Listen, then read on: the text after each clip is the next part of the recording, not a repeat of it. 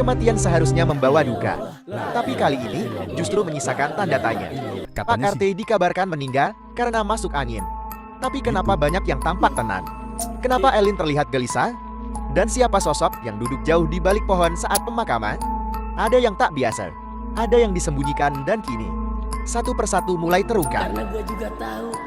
Orang normalnya sedih ketika ada yang meninggal. Tapi kenapa Topan tampak begitu biasa saja? Lah lu gimana sih? Terus itu meninggalnya kenapa? Katanya sih cuma masuk angin biasa. Di antara orang-orang yang berduka, Topan terlihat berbeda. Tak ada air mata, tak ada ekspresi duka. Padahal dia cukup lama tinggal dengan Pak Arti dan sebagai anak angkatnya. Iya itu. Apakah dia hanya belum terlalu kenal? Atau justru tahu lebih banyak dari yang dia tunjukkan? Mereka yang merasa bersalah biasanya bersembunyi. Coba perhatikan baik-baik. Di tengah pemakaman, ada satu orang yang tidak bergabung. Dia duduk diam, jauh dari kerumunan. Di balik pohon, siapa dia? Kenapa dia tidak ingin terlihat? Di part 2, Elin mulai diteror oleh arwah Pak Arti.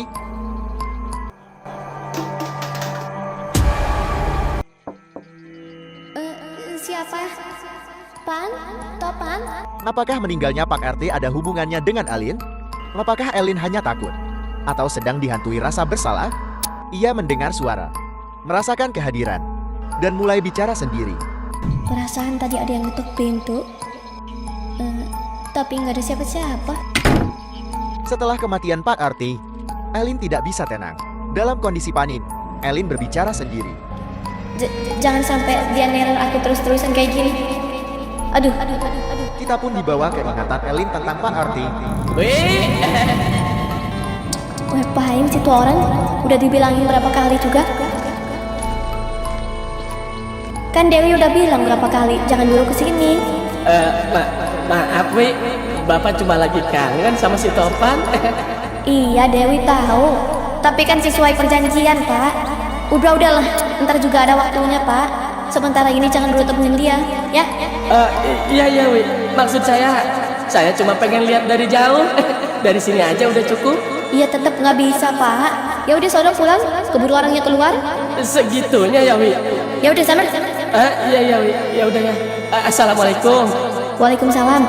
Elin menyuruh Pak RT untuk tidak pulang ke rumahnya sendiri. Dia bahkan memperingatkan agar tak terlihat oleh warga lain. Di sini kita dapat petunjuk dari mimpi Pak Rungkat yang bertemu Pak RT. Di situ Pak RT berkata bahwa dia bukan masuk angin. Tolongin gua kan. Tolongin kenapa Teh? Gua bukan masuk angin kan. Maksudnya? Gua bukan masuk angin kan. Tapi astagfirullahaladzim. La ilaha illallah. Astagfirullah. Teh. Kalimat itu terus terngiang di kepala Pak Rungkat. Apa maksud dari ucapan itu?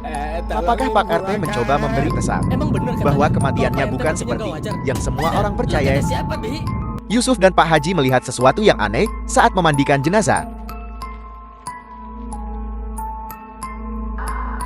Di sini Pak Haji dan Yusuf menjelaskan karena pengalaman bahwa kematian Pak RT bukanlah masuk angin, melainkan seperti orang keracunan. Maaf Pak Haji, tapi Pak Haji udah pasti kalau dia itu keracunan. Lagian si Dewi juga nggak mau kalau mayatnya diapa-apain lagi. Dia bilang jangan lama-lama, langsung kubur aja. Ucapan Elin tampak wajar. Bahkan Pak Rungkat pun tidak curiga. Elin bukan gadis biasa, ia anak seorang mafia besar. Selalu dikawal.